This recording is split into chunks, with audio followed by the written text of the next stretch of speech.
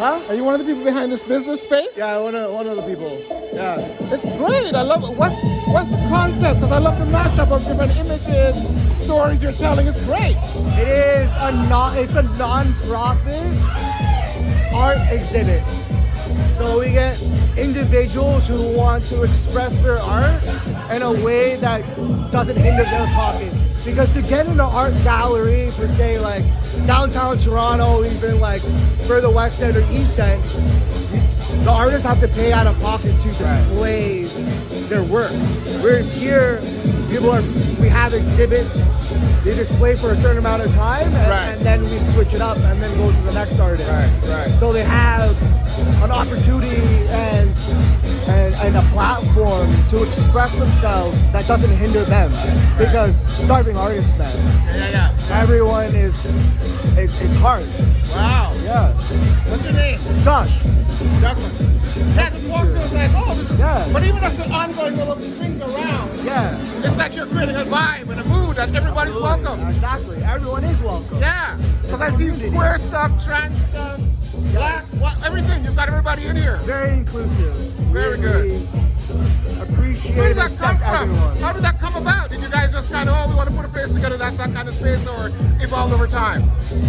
I'm actually not the owner, so I can't really express that, but from like the vibe and the things that I've heard from him, and art is expressive.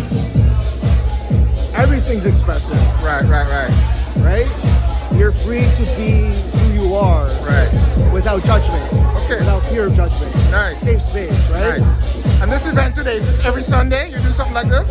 We're trying to do an every Sunday kind of thing, but as of right now, it's probably like maybe once a month. Oh yeah, that's cool. Yeah. And what's the event called? So this particular, we changed it up to try to like give new flair because we have themes. Right. So this one is Enter the Mix. So it's like the Matrix, right? To like engage and then also disengage from the world. So it's separation of like person to person, but also when you enter, it's very connective. Thank you, man. Thank you for talking to me. Thank you so much. Cool. Beautiful.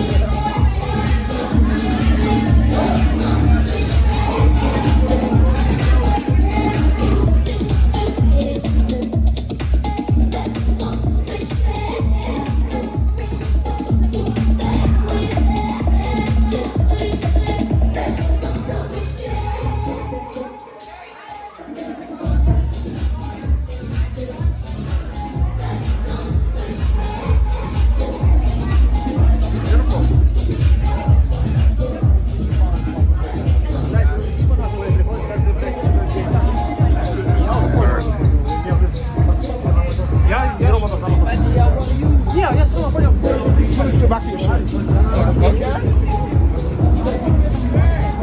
Cool, thank you. All right, enjoy. So why'd you come to this?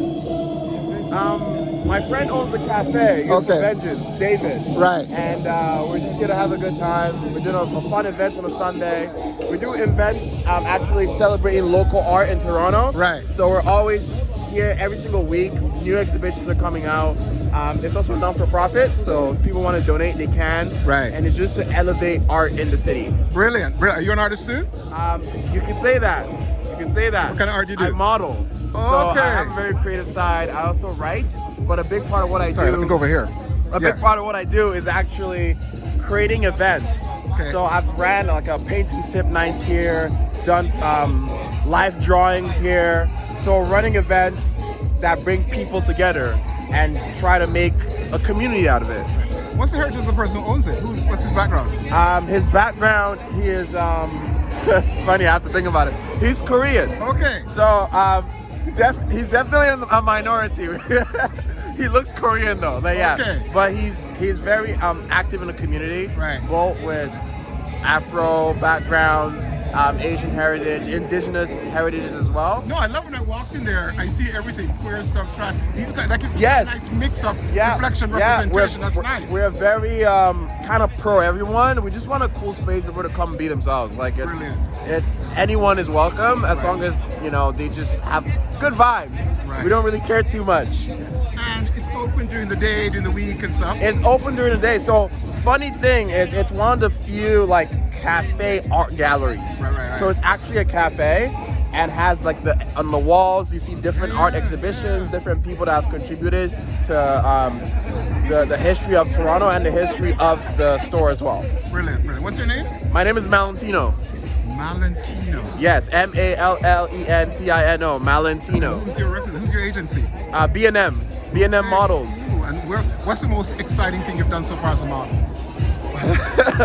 Well, I cannot say the most exciting thing I've done as a model because I signed an NDA, but I did work. Things that I can say is Lululemon. I've worked a lot for them and their campaigns. I've been in Walmart all across Canada, and a little bit in the States. Urban Outfitters, if you know, like Blue Notes, stuff like that. Levi's jeans and High Snobiety. High Snobiety. Okay. High Snobiety. I was on their page 4 years ago. Cool. It's pretty cool. Dolce & Gabbana, Harry Rosen.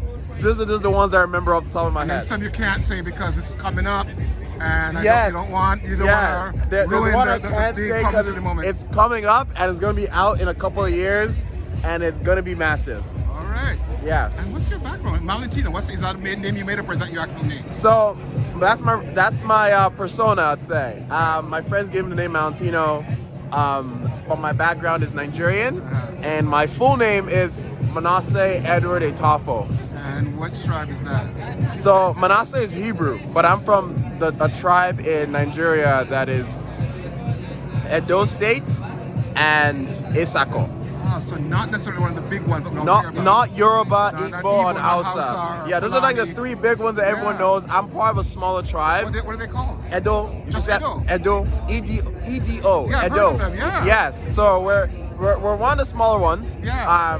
But we also have we're doing pretty good, I'd say, in the forefront of things. Yeah. There's a lot of people from Edo State that are really successful. And there's a lot of different smaller tribes too, just across Nigeria that people don't realize. You always think of the big ones. Yes, In fact, for a long time, I only knew Yoruba. Yes. Until I learned about Igbo, and Yeah. as a Jamaican, I'm learning that a lot of the people of Nigerian heritage who were enslaved and taken to Jamaica were actually Igbo and not necessarily Yoruba. Yes, right? 100%. And I'd even say, a lot of people don't know this, there are 216 dialects in Nigeria. Right. That's a lot. Maybe even more now. They might have discovered more by the time after I was taught this in school. So over 216 dialects, lots of culture, lots of different unique foods, experiences that you can have back home. Fantastic. It's not just 3. I'm Edo State, and that's my heritage. Fantastic. Well, thanks for talking to me, man. I'm Douglas. Pleasure meeting you, Douglas. Pleasure. You're really All cool. right. Of course. That's the space. And look at this. I love the smoke. It's like an actual club. Look at this.